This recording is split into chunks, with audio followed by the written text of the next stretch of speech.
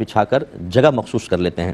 یہ اکثر جو ہیں وہ بزرگ حضرات ہوتے ہیں کہ وضو کرنے گئے پہلے رومال رکھ کے چلے جاتے ہیں، یا مسجد کے خادم صاحب ہیں کہ وہ چندہ کرتے ہیں اس سے پہلے وہ اپنا مصلی بچھا کے چلے جاتے ہیں، وہاں کوئی اور نہیں بیٹھ سکتا۔ کیا حکم شرع ہے؟ دیکھیں اگر تو مؤذن ہیں، مؤذن کی، خادم کی بات نہیں کر رہا ہوں، مؤذن جو ہیں وہ چونکہ اقامت کہتے ہیں، ان کے لیے جگہ مخصوص رکھنے میں حرج نہیں، جیسے امام صاحب کے لیے جگہ مسجد میں مخصوص ہوتی ہے۔ آپ مصلی پہ تو نہیں جا کے بیٹھ جائیں گے کہ بھئی پوری مسجد میں جہاں کے نماز پڑھو، تو ان کو تو آپ نہیں ہٹا سکتے، لیکن خادم کے لیے کوئی جگہ مخصوص کرنا بالکل شرعاً جائز نہیں ہے۔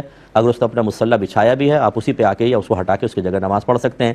ایسی میں اپنے بزرگوں سے دائرہ دم میں رہ کے گزارش کرتا ہوں کہ آپ کوئی جگہ مخصوص نہیں کر سکتے ہیں۔ آپ نے رومال رکھا چلے گئے، اگر کسی نے رومال ہٹا کے وہاں کھڑا ہو گیا تو آپ جھگڑا نہیں کر سکتے۔ ہر مسجد کے ہر حصے پر ہر شخص کا حق ہے۔ اور یہ بھی آپ کو بتا دوں، بعض کہتے ہیں بغیر داڑھی والوں کو تم پیچھے جاؤ، داڑھی والے آگے آئیں۔ آپ کیسے پیچھے کر سکتے ہیں؟ کس نے دیا ہے آپ کو یہ حق کہ آپ داڑھی والے کو آگے کریں اور بغیر داڑھی والے کو پیچھے کریں؟ بغیر داڑھی والے کا بھی پہلی صف میں بالکل ویسا حق ہے جیسے داڑھی والے کا۔ یاد رکھیں یہ گناہ ہے، گناہ ہے۔ آپ نہیں کر سکتے پیچھے کسی بغیر داڑھی والے کو۔ ہاں وہ خود اگر ادباً وہ کسی داڑھی والے کو دیکھے، عالم کو دیکھے، مفتی کو دیکھے، وہ پیچھے ہٹ جائے کہ حضور آپ آگے آ جائیں، ٹھیک ہے، بہت اچھی بات ہے۔